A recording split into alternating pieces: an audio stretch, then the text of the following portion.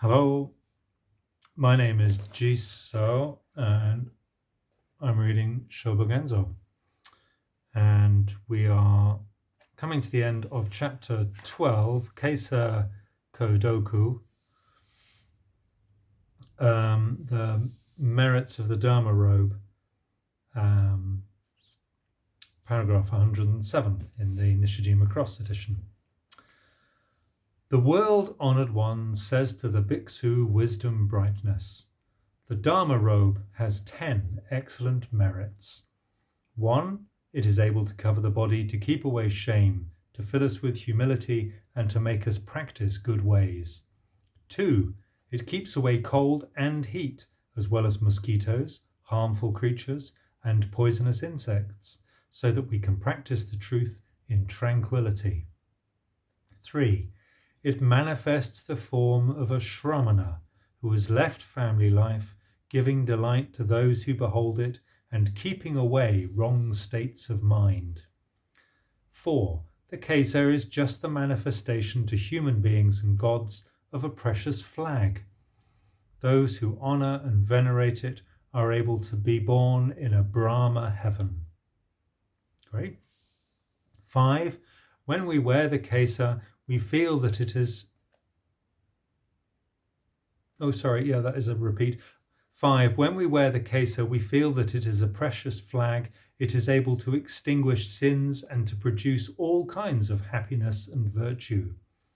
6. A fundamental rule in making the Kesa is to dye it a secondary colour, so that it keeps us from thoughts of the 5 desires and does not give rise to lust. Seems unlikely. 7. The Kesa is the pure robe of the Buddha, for it eradicates afflictions forever and makes them into a fertile field. 8.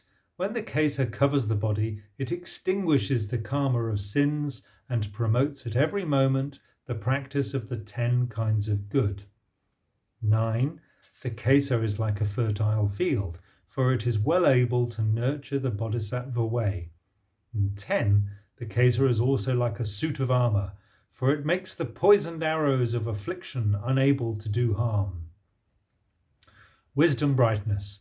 Remember, through these causes, when the Buddhas of the 3 times and Pratyeka Buddhas and Shravakas and pure monks and nuns cover the body in the Kesa, these 3 groups of sacred beings sit as one on the precious platform of liberation.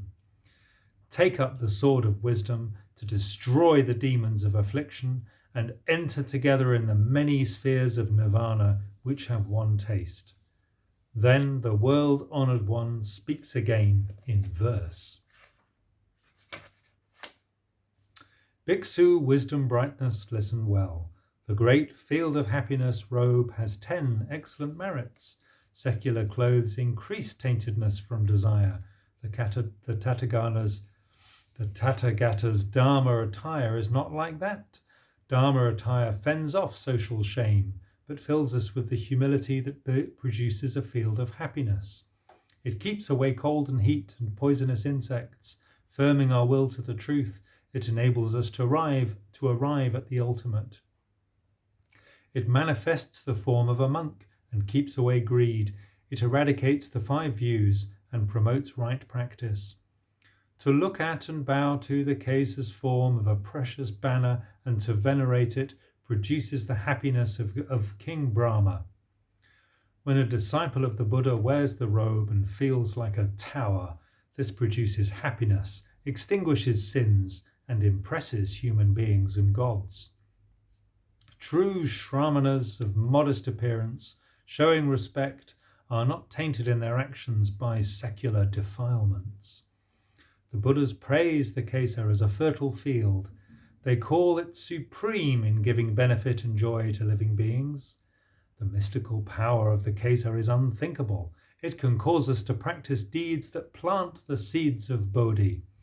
It makes the sprouts of the truth grow like spring seedlings. The wonderful effect of Bodhi being like autumn fruit. The Kesa is a true suit of armour, as hard as diamond. The poisoned arrows of affliction can do no harm. I have now briefly praised the 10 excellent merits. If I had successive kalpas to expound them widely, there would be no end. If a dragon wears a single strand of the Kesa, it would escape the fate of becoming food for a Garuda. If people retain this robe when crossing the ocean, they need not fear trouble from dragonfish or demons.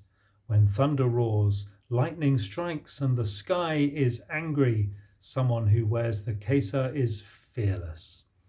If one clothed in white is able personally to hold and retain the Kesa, all bad demons are unable to approach.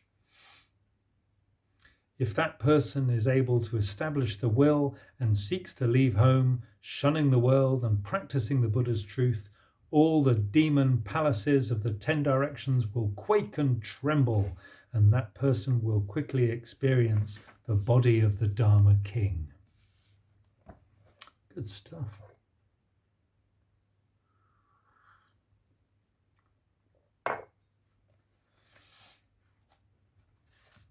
These 10 excellent merits broadly include all the merits of the Buddha's truth. We should explicitly learn in practice the merits present in these long lines and short verses of praise, not just glancing over them and quickly putting them aside, but researching them phrase by phrase over a long period. These excellent merits are just the merits of the Kesa itself. They are not the effect of a practitioner's fierce pursuit of merit through perpetual training. The Buddha says, the mystical power of the Kesa is unthinkable.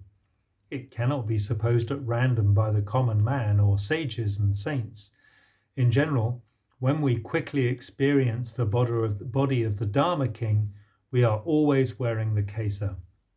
There has never been anyone since ancient times who experienced the body of the Dharma King without wearing the Kesa. The best and purest material for the robe is rags, whose merits are universally evident in the sutras, precepts, and commentaries of the great vehicle and small vehicle. We should inquire into these merits under those who have studied them widely. At the same time, we should also be clear about other materials for the robe.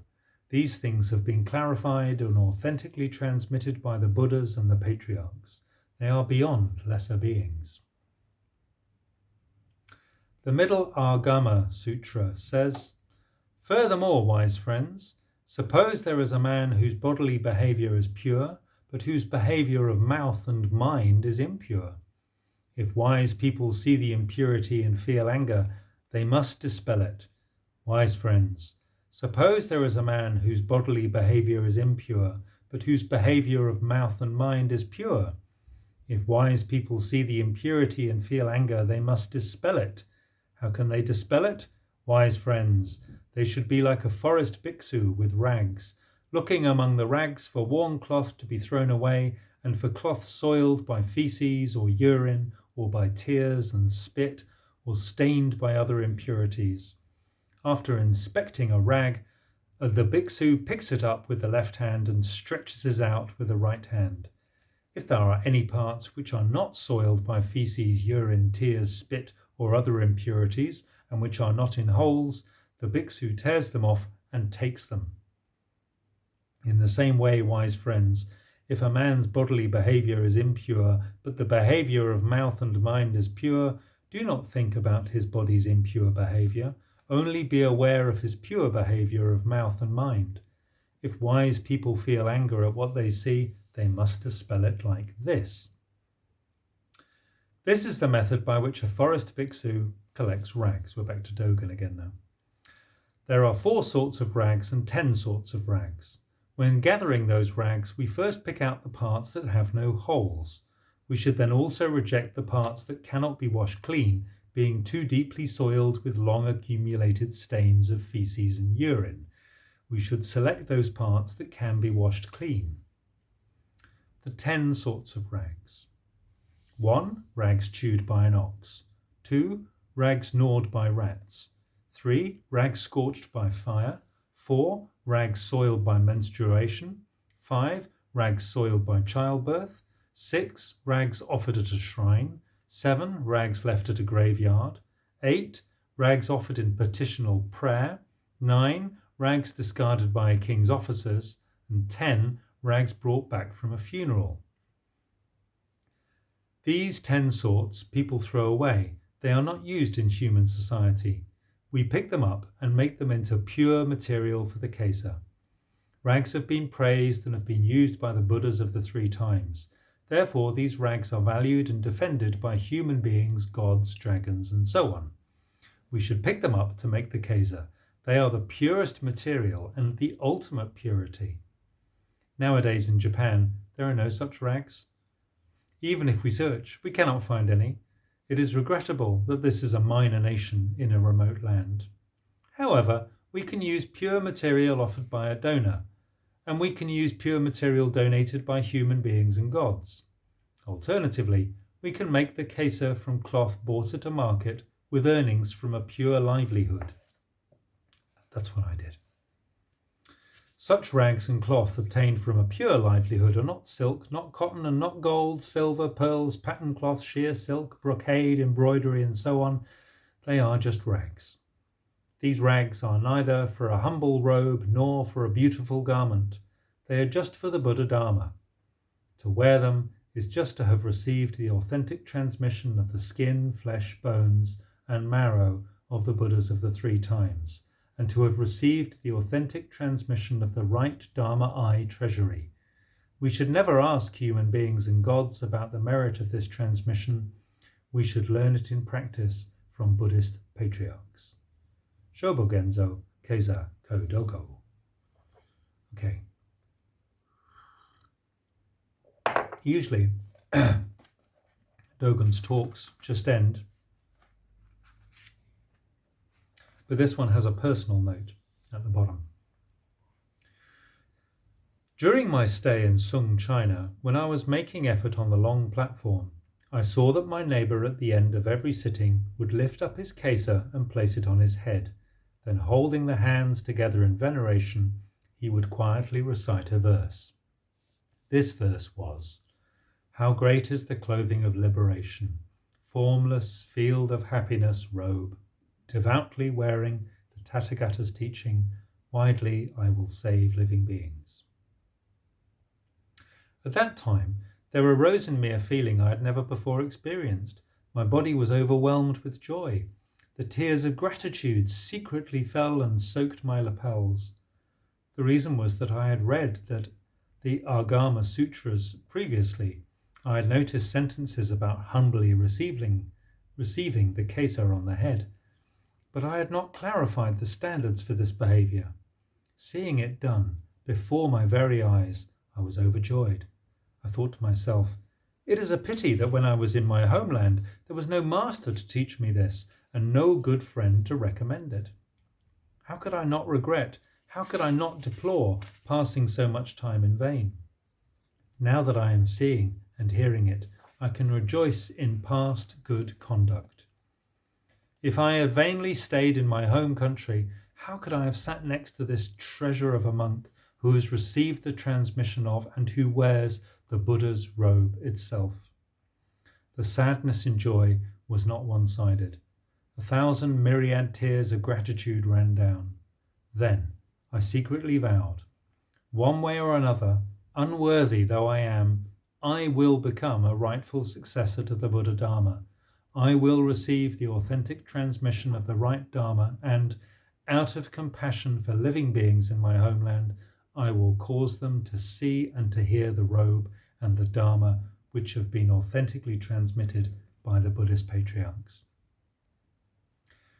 The vow I made then has not been in vain now. Many bodhisattvas, in families and out of families, have received and retained the Kesa. This is something to rejoice in.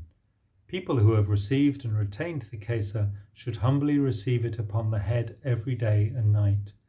The merit of this may be especially excellent and supremely excellent. The seeing and hearing of a phrase or a verse, which may be as in the story of on trees and on rocks, and the seeing and hearing may not be limited to the length and breadth of the 9 states. The merit of the authentic transmission of the Kesa is hardly encountered through the 10 directions. To to encounter the merit, even if only for one day or for one night, may be the most excellent and highest thing. In the 10th lunar month in the winter of the 17th year of Keijo in Great Sung, China, 2 Korean monks came to the city of Kaigenfu. One was called Chigen and one was called Kyun. The pair were always discussing the meaning of Buddhist sutras. At the same time, they were also men of letters. But they had no Kesa and no patra like secular people. It was pitiful that though they had the external form of bhiksus, they did not have the dharma of bhiksus. This may have been because they were from a minor nation in a remote land. When Japanese who have the external form of bhiksus travel abroad, they are likely to be the same as Chigen and such. Shakyamuni Buddha received the Kesa upon his head for 12 years, never setting it aside. We are already his distant descendants, and we should emulate this. To turn the forehead away from prostrations idly done for fame and gain to gods, to spirits, to kings, and to retainers, and to turn instead towards the humble reception upon the head of the Buddha's robe is joyful. Preached to the assembly at Kanan Dori Kosho Horinji Temple on the first day of winter in the first year of Ninji. Thank you for listening.